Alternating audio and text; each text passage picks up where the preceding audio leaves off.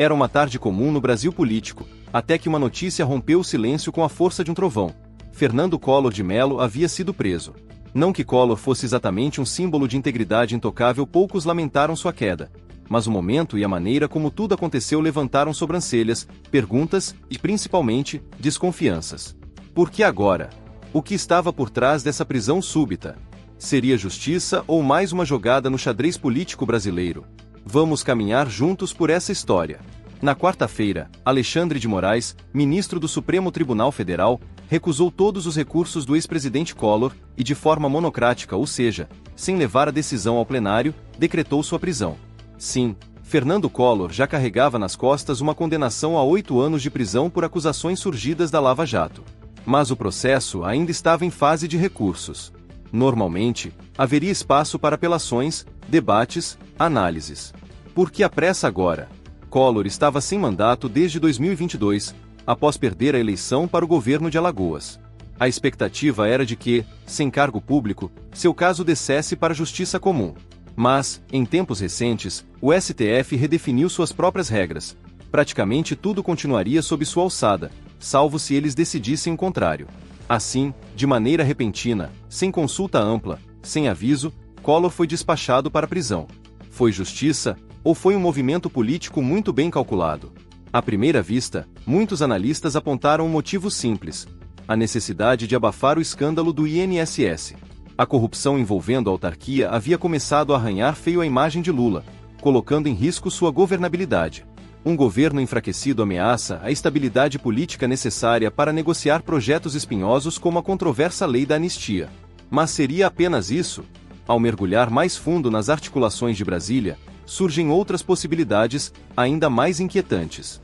Enquanto o caso Collor explodia nas manchetes, outra história fervia nos bastidores. A articulação de Hugo Motta, deputado e aliado de Arthur Lira, que praticamente enterrou o projeto da anistia. Hugo Motta segurou o avanço da proposta que pretendia anistiar envolvidos nos atos de 8 de janeiro. Um movimento que contrariou setores petistas, mas também desarmou uma bomba para o governo e para muitos políticos do Centrão. E qual a conexão com Collor? Simples. Collor ou melhor, era um dos principais aliados de Renan Calheiros em Alagoas. E Renan é adversário ferrenho de Arthur Lira. Prender Collor, portanto, enfraquecia Renan. E fortalecia Lira e, por tabela, Hugo Motta. Seria a prisão de Collor um presente para Hugo Motta? Uma moeda de troca para enterrar de vez a anistia? O cenário começa a ganhar forma. Para entender ainda melhor esse tabuleiro, precisamos olhar para Alagoas. Fernando Collor e Renan Calheiros sempre estiveram no mesmo campo político no estado. Arthur Lira, por outro lado, se consolidou como oposição. Em 2022, tentando surfar a onda bolsonarista, Collor buscou se aproximar do eleitorado de direita, tradicionalmente alinhado a Lira. Uma ameaça política direta.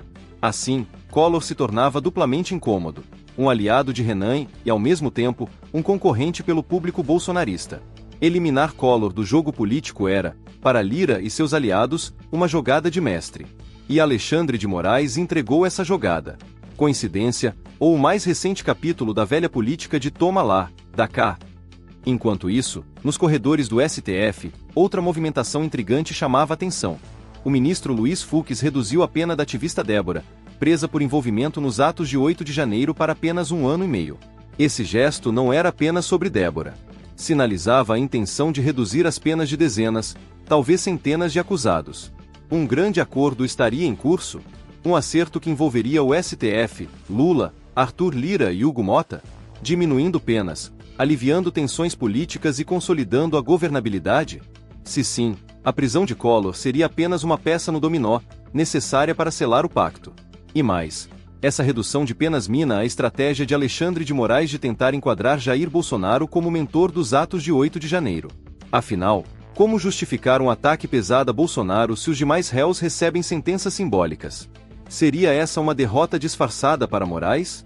Talvez o ponto mais gritante e que gerou revolta em muitos brasileiros foi a constatação de que Collor foi condenado por corrupção praticada durante os governos Lula e Dilma.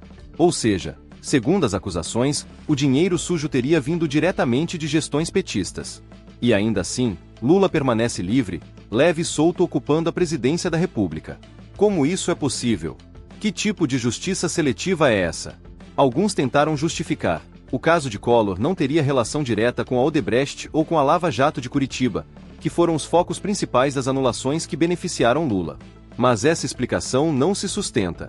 O ex-juiz Sérgio Moro, que conduziu a Lava Jato, rapidamente lembrou que os comprovantes de propina para Collor foram encontrados em investigações autorizadas por ele mesmo, ainda em Curitiba. A origem das provas, portanto, é a mesma. Se o que valeu para Lula a anulação das provas por suposta parcialidade de Moro fosse seguido com rigor, Collor também deveria ter sido beneficiado. Mas não foi. Por quê? Porque Lula se salva e Collor cai.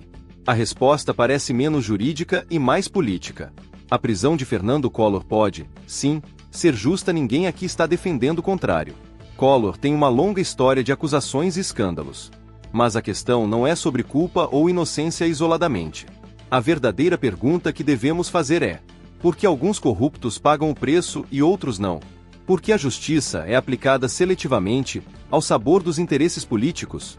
E até quando aceitaremos isso como normal?